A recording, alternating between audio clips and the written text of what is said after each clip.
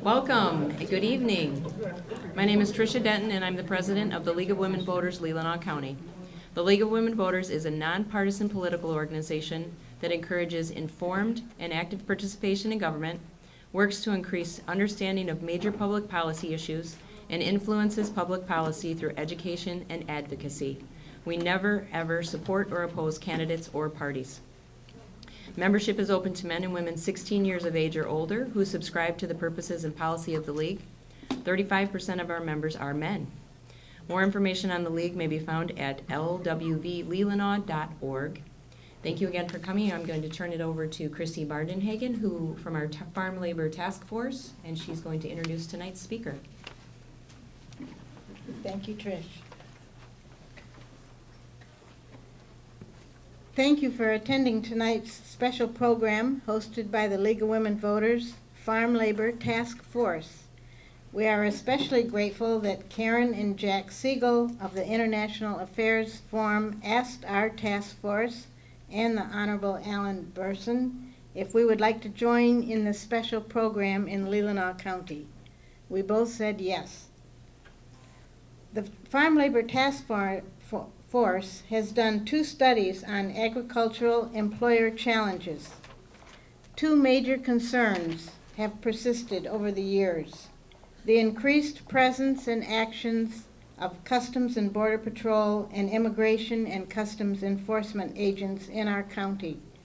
In a small peninsula, word of law enforcement action spreads quickly, sometimes in error. Either way, confirmations as well as rumors send ripples of rabid opinion and anxiety throughout our resident and migrant population.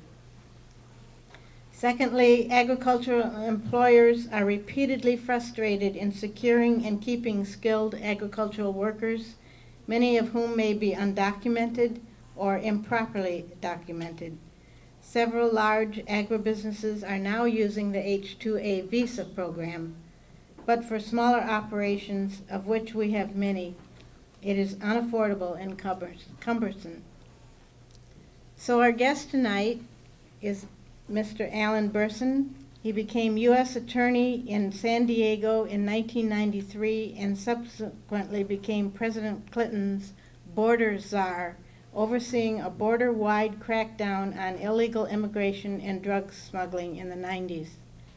During the Obama administration, he served as acting commissioner of Customs and Border Protection, the force of 58,000 employees that include the U.S. Border Patrol as well as CPB officers guarding air, land, and seaports of entry. He later served as Assistant Secretary for International Affairs and Chief Diplomatic Officer at the Department of Homeland Security. Between 2012 and 2015, Burson served as Vice President of Interpol for the Americas region and as a member of the Interpol Executive Committee. He served through 2016 as Chair of the Advisory Committee for the International Policing Division Steering Committee of the International Association of Chiefs of Police. Today, he is the inaugural fellow for the Homeland Security Project at Harvard's Belfer Center and speaks fluent Spanish. In 2007, Mr. Burson released a document titled Piloting a Course to Comprehensive Immigration Reform. He proposes a pilot program which would streamline the visa process and work efficiently for both agricultural employers and workers, including those who are currently undocumented. We warmly welcome Mr. Burson to Leelanau County. There will be an opportunity for question and answer after his presentation. Oral and written questions will be taken. You may submit a question on a 3x5 card, hold it up, and a runner will take it, or raise your hand and a microphone will be brought to you. Please stay seated for closing remarks after the Q&A. Mr. Burson? Thank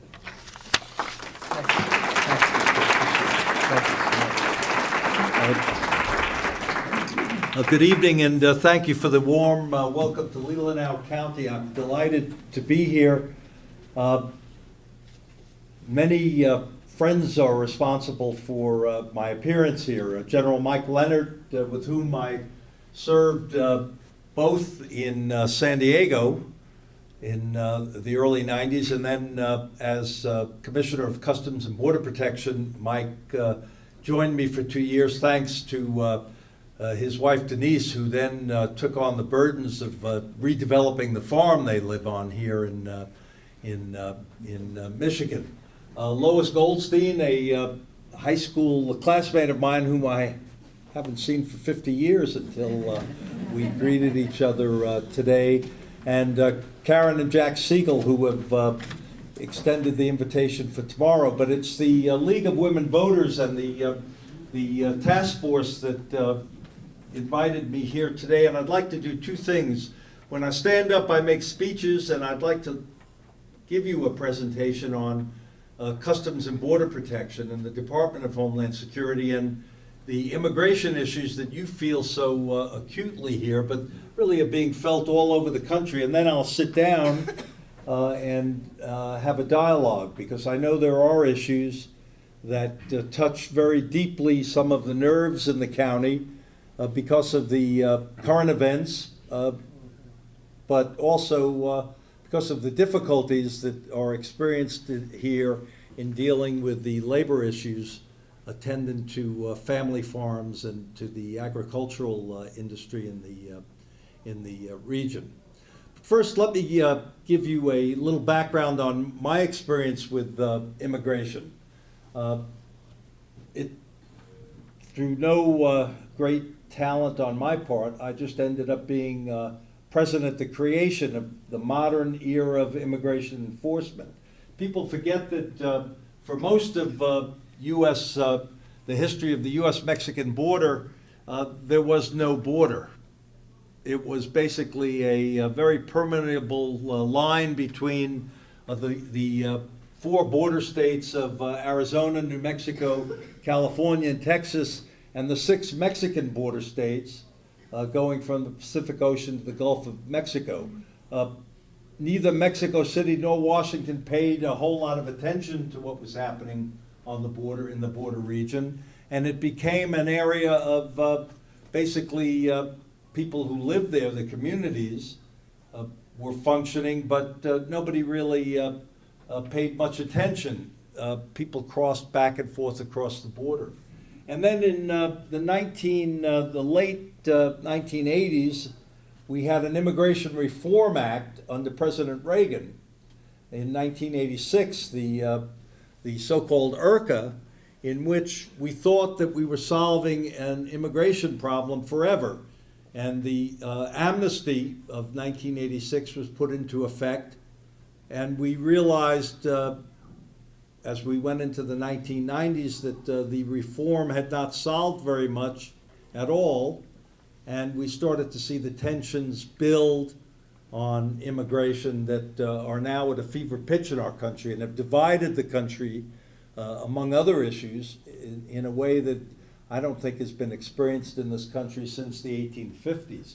Kinds of polarization that we have in the country is really reflective of the kinds of divisions we had 150 years ago over slavery. Now the issues that divide us at the forefront of it are immigration issues. And I just happened in the span of my professional career over the last 25 years have actually seen the development of it. And what I'd like to explain, as best I can tonight, is what is the immigration issue in the United States. We are, with the exception of Native Americans, all immigrants.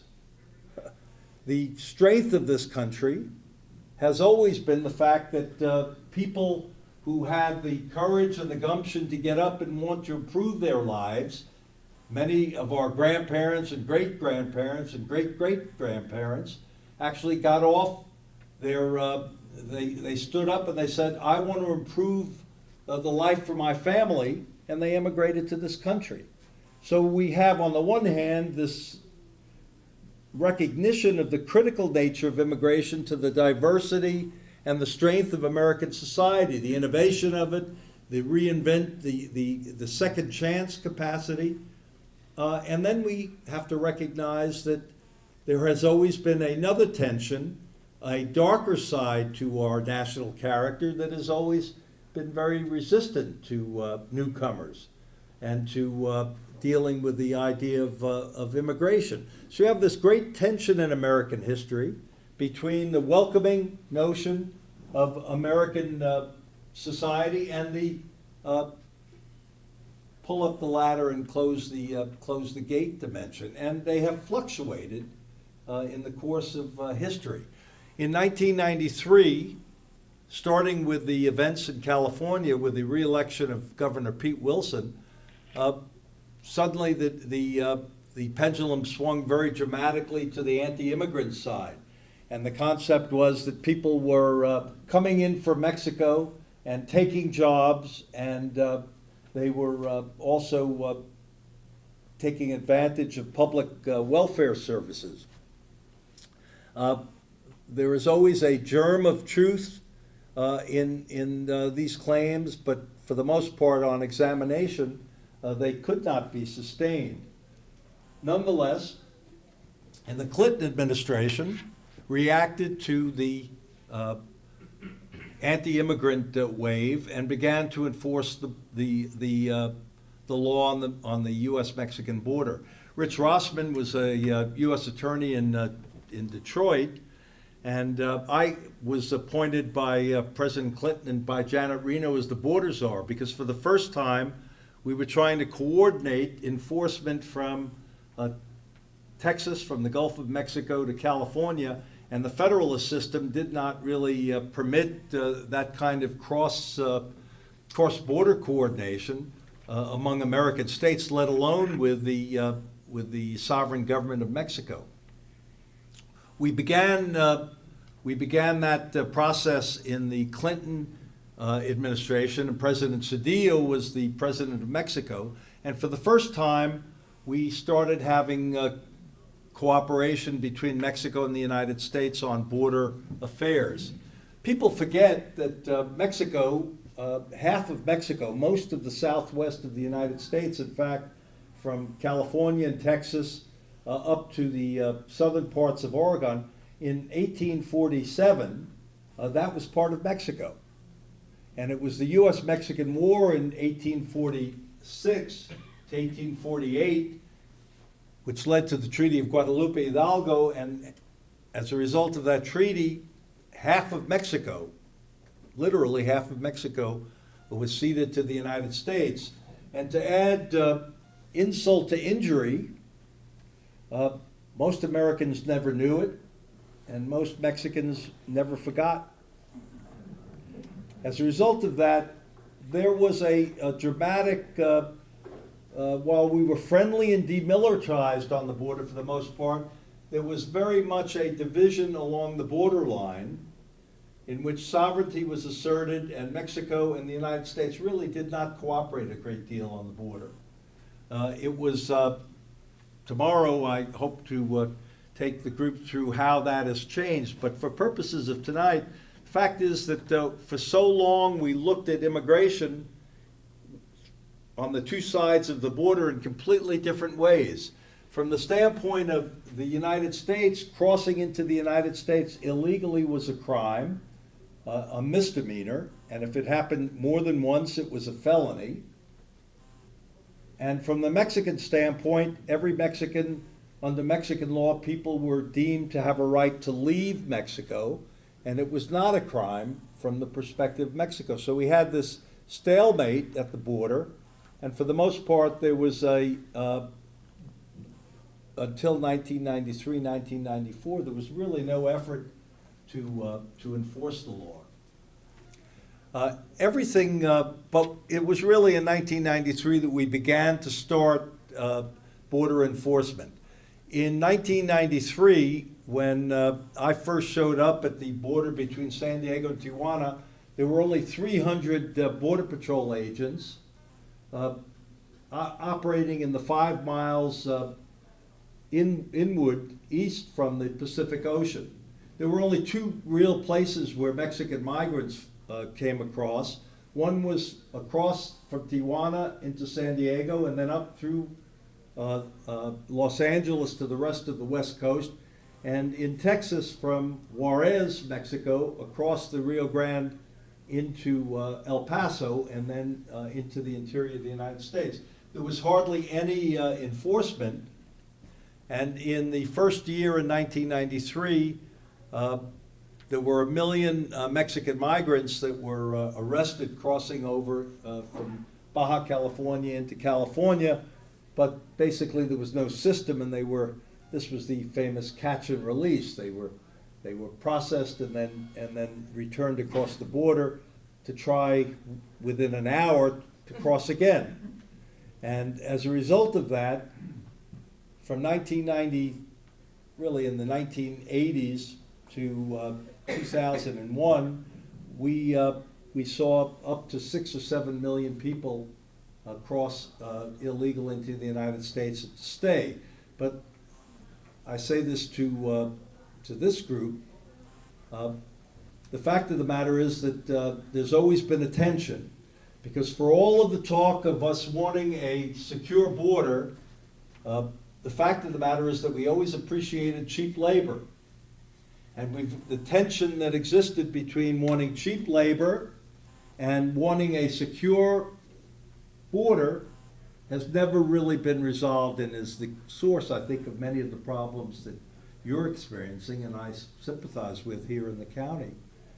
Between those who say we must have a secure border with no illegal immigration, and those who say we cannot actually get enough labor to get the crops brought in to make the agricultural economy work.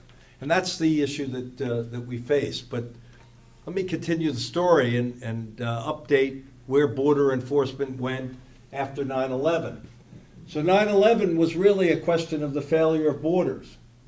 19 Al-Qaeda operatives overstayed their visas, came into the country, and then perpetrated 9/11 by using airliners as weapons of war and destruction, leading to the death of more than 3,000 people. First time that we had been attacked in the American homeland since the British burned Washington in 1812.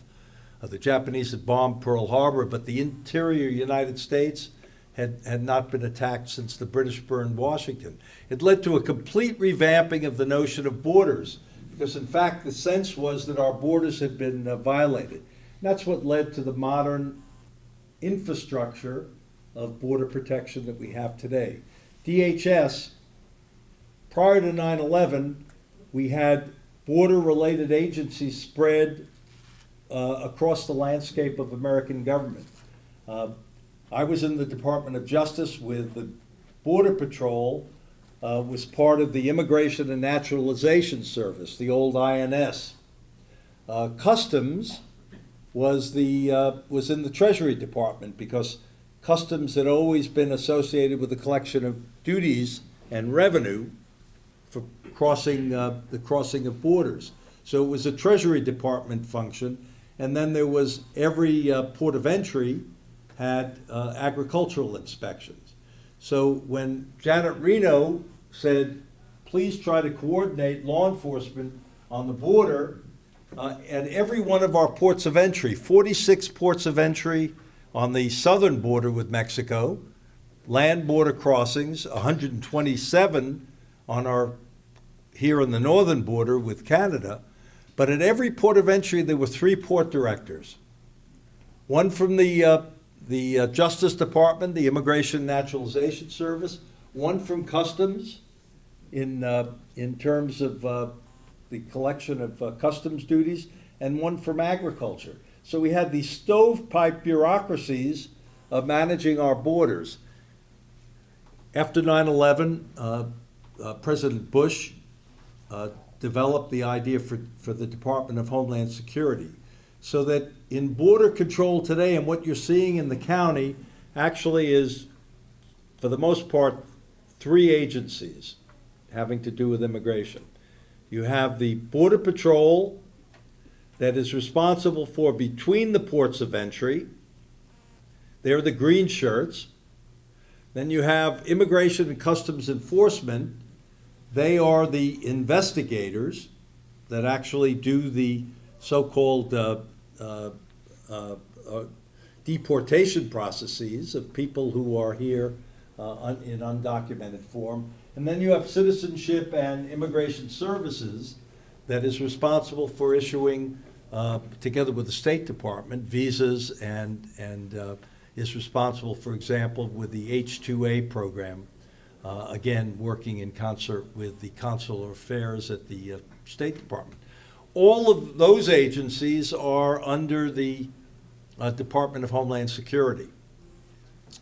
But when I say between the ports of entry, so you understand, I was saying to the task force, people say, well, who's arresting people outside the schools or outside hospitals or following people?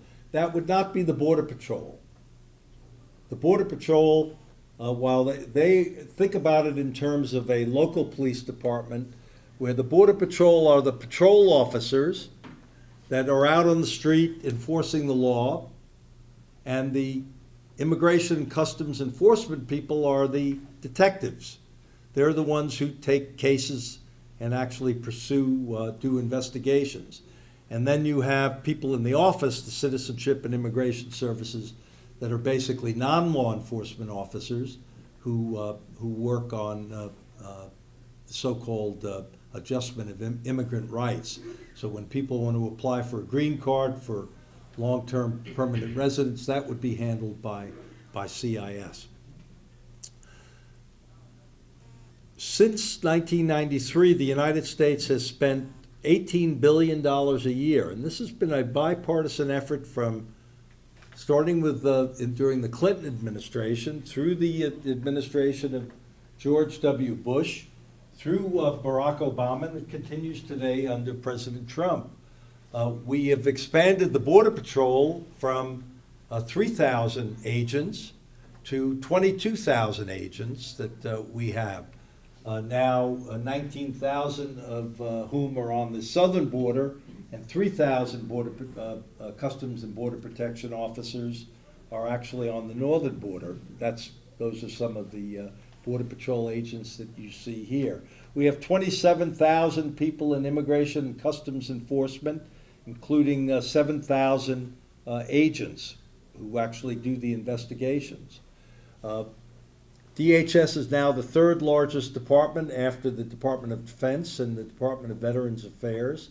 It has 255,000 employees. Customs and Border Protection is the largest law enforcement agency in the country now, consisting of 60,000. So let me, I want to open this up to a dialogue, but I think it's important as we go into this dialogue and the discussion is to recognize the tensions that really exist in our immigration heritage. We want to be open, but we want secure borders.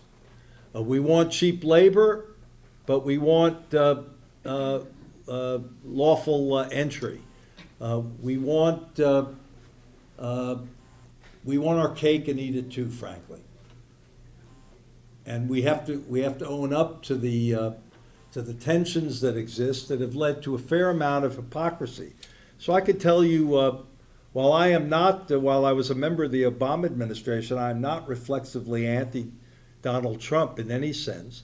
But I must also tell you that the border, as a result of the expenditure across 4 administrations, has never been more secure than it is today. Now, people say, well, you say that fewer people have entered the United States illegally in the last year than had been the case in 40 years before that. You couldn't tell that from reading the paper, could you? You couldn't tell that from the tenor of our politics, but here's the difficulty. The lowest number of people to enter the country illegally was still 300,000 people tried to cross illegally into the United States. The difficulty is, or the nuance is, that 25 years ago when I began that, 1 million people a year were trying to cross into the United States, and most of them ultimately made their way in. That's how we ended up with a pool of 12 million people here undocumented, whereas last year, because of all of the Border Patrol agents, all of the technology, all of the defenses that have been put up on the border, the estimate is that perhaps 150,000 people came into the country illegally. But the politics of our border security has gotten to the point where you say zero tolerance. The entry of one person into the country illegally is somehow a security problem for the United States. I must tell you that someone who's worked the border for many, many years, in a republic of 330 million people, 150,000 people, in a border that is 1,900 miles long, is not a security problem, with all due respect to the United States. But that's not the way the politics is operated. We operate on the idea of zero tolerance. One person crossing into the nation illegally is unacceptable.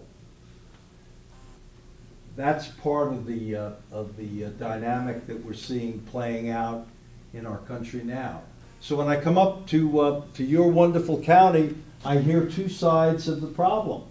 On the one hand, we don't want people raiding our farms, and we don't want people raiding our homes, not our homes, but our businesses and our community institutions, to take undocumented people out of the community.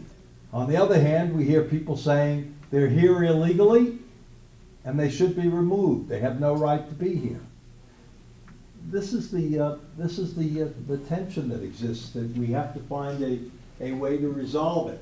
For me, when I used to go in front of Border Patrol, when I was the Commissioner of Customs and Border Protection, I'd go in front of a roster room of Border Patrol agents whose job it was to keep control of the border.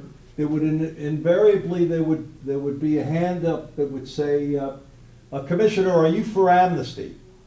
And I'd say, "No, I'm not for amnesty. I believe in the rule of law, and we have to have lawful processes at our border. We cannot have an open border, even though our country was built of immigrants and built by immigrants." Well, why shouldn't we be arresting everybody who we run into in the country who's illegally here or undocumented? And I'd say, because in fact we don't have the resources, even if we had the national will to do it, we don't have the resources to remove 8 to 11 million people. I said, look at it this way. If I had a wand and I could wave the wand and remove everyone in the country who was undocumented, I might wave the wand or I might not. And if you were holding that wand, you might wave it or you might not. But you know what, ladies and gentlemen, there is no such wand. We have to make decisions about how we use the resources we have. And the question is, should we be using our resources to arrest everyone who's undocumented, or should we be making choices about only removing people who are here unlawfully and have committed a crime so that they're a danger to the community? Do we have priorities, or do we wave a wand that doesn't exist?